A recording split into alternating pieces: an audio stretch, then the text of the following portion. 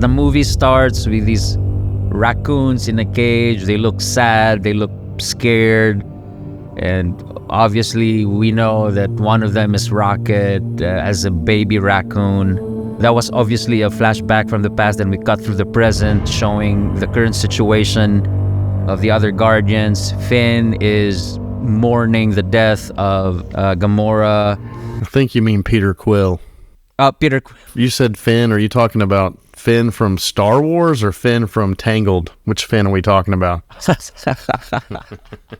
The inciting incident where the story really starts is when all of a sudden Will Poulter, Adam Warlock and Will Poulter flies through and you're not sure what's happening. You're like, who is this guy? Why is he here?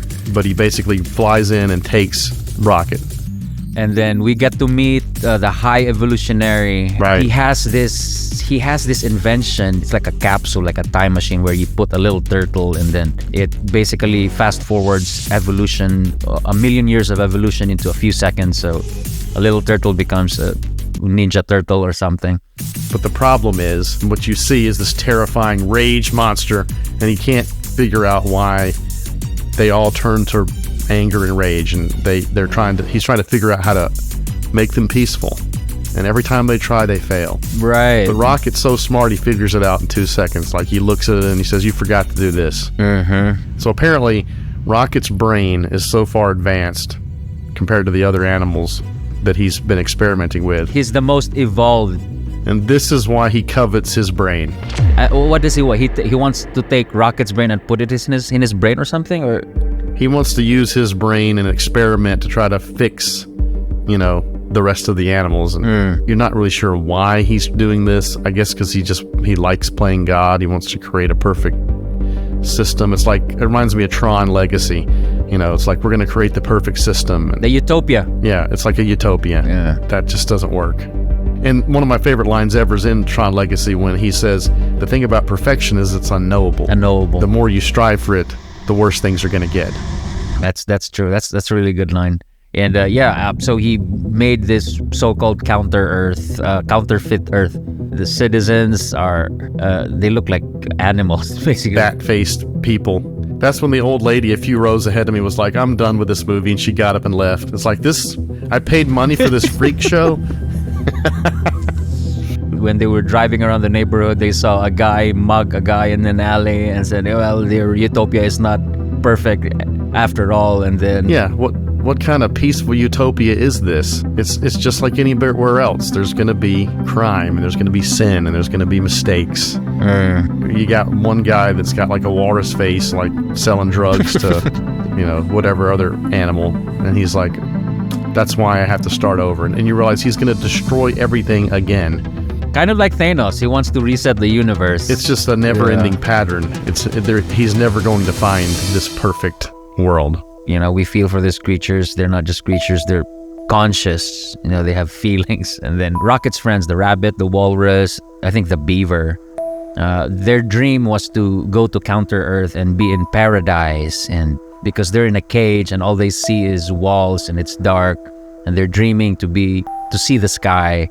In their frustration, they were just meant to be disposable. And then they find out that in the ship of the High Evolutionary, there's all these kids. Right. Where do these kids come from? Here's my cynical opinion. They probably thought the audience doesn't care about bat-faced people and walrus-faced people. Like, okay, they died. Big deal. But if you show human children, cute little human children, we're like, no, you have to save them. What, were they gonna be evolutionized? What was the high evolutionary's plans for these little kids?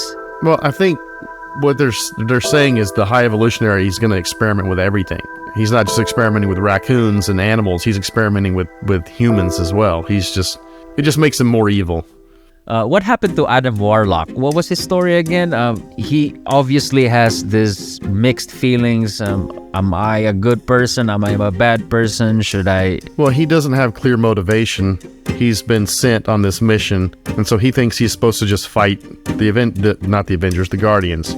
So he continues to fight them, even when it's like, you're not really needed anymore. And then at some point, they save him, and he's like, "Why are you saving me? I've been trying to kill you."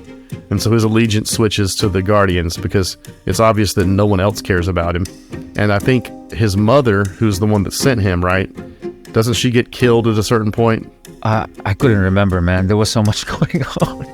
I think she gets blown up. I think the high evolutionary, somebody kills her. And so anyway, he's just not a very smart person. He's a tool used to break things. But like I said, he realizes that they're not his enemy, and he helps them. And he saves Quill's life because Quill's the last one off the ship as it's exploding. They've gotten all the animals and all the children. They've saved them, but Quill doesn't make it.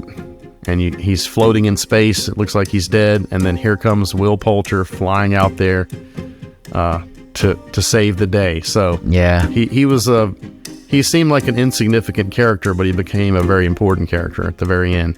He seems powerful, but doesn't know how to control it or doesn't know his true potential. And he's just he just obeys orders. Like he obeys his mom, he obeys the high evolutionary. So he may be a Thor character that is going to grow and become from a boy to a man. So maybe we might see that. Yeah, he's got room to grow. Yeah. So, I mean... And another thing we didn't discuss was that another theme throughout the movie was people not knowing where they came from. Mantis had that little speech. But also Peter Quill, is confronted with the fact that his grandfather might still be alive on Earth. And he's never met him. And he kind of has a crisis of conscience about it. And so... At the very end, his desire is to, find his mom's dad, who was there when his mom died.